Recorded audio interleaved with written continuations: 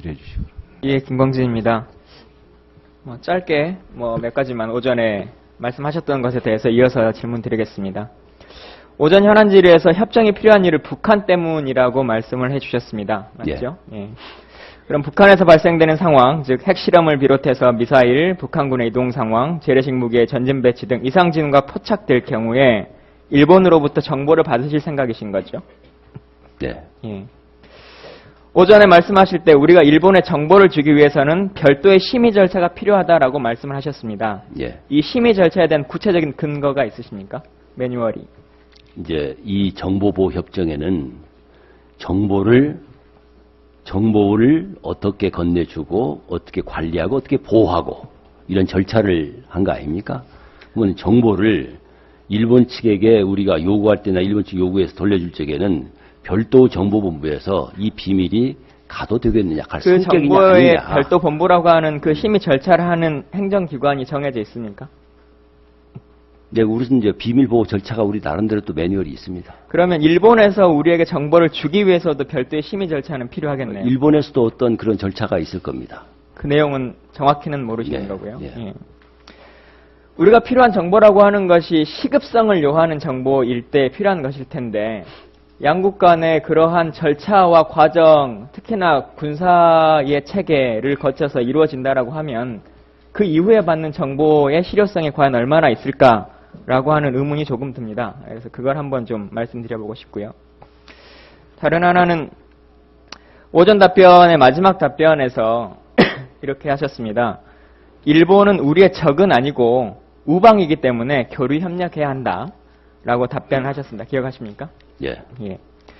그리고 말씀하시기를 우리나라와 일본은 과거사 문제가 있지만 그게 아직 해결되진 않았지만 안보를 위해서 그 부분은 협력해 나가야 한다라고도 말씀하셨습니다. 그러죠? 예. 오전에 제 질문에 일본이 우리 영토인 독도를 침략할 때를 대비한 우리 군의 매뉴얼을 가지고 있냐는 질의에 있어서 그렇다라고 답변해 주셨습니다. 혹시 북한과 일본을 제외하고 다른 어떤 국가가 우리나라 영토를 침략했을 때를 대비한 특정한 매뉴얼이 있습니까? 어느 나라라고 특정된 것은 예. 없습니다. 특정된 그러나 것은 북한과 일본 정도에 국한되는 것이죠. 영토를 지키는 것은 이것은 국군의 숭고한 사명입니다.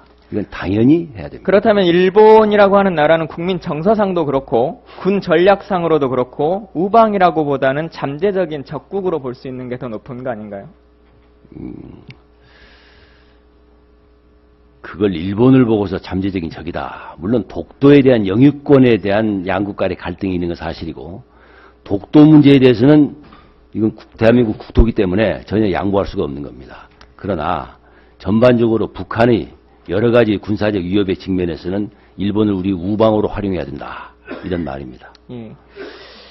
안보 문제 해결을 위해서 과거사 문제를 커버할 정도로 그것이 훨씬 더 중요하다라고 말씀하셨습니다. 국방을 책임지고 계시는 분이기 때문에 충분히 하실 수 있는 말씀이라고 생각합니다.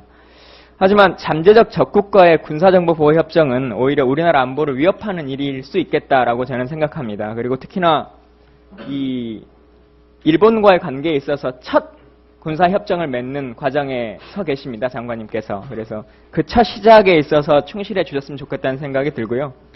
제가 오전에도 역사 얘기를 잠깐 드렸습니다만은 짧게 한 가지 생각나는 게 있는데 흥선대원군이 강화도 조약을 맺기 전에 전국에 척화비를 세웁니다. 척화비는 알고 계시죠? 예. 예. 양이 침범 비전직화 주화 매국이라고 적혀져 있습니다. 서양 오랑캐가 침범하는데 싸우지 아니하면 곧 화하는 것이니 그것은 나라를 파는 것과 동일하다.